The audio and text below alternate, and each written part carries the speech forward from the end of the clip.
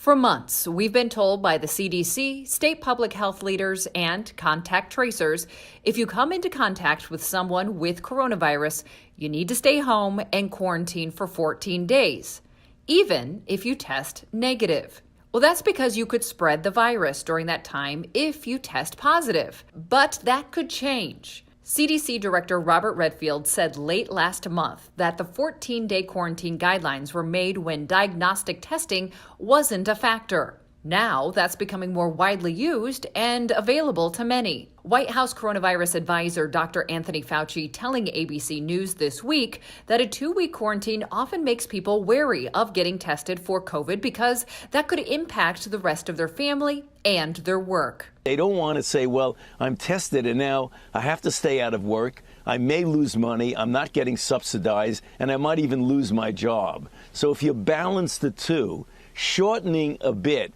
to make it more reasonable for people to say, if I get tested and I'm positive, I'm not going to be out for a full 2 weeks. So it might be that the balance, the better part of this equation would be to encourage people more to get tested so that they're not out of whatever it is that they need to be, their job, their employment, their source of income. That's the real reason for it. We're still waiting to hear the new guidelines.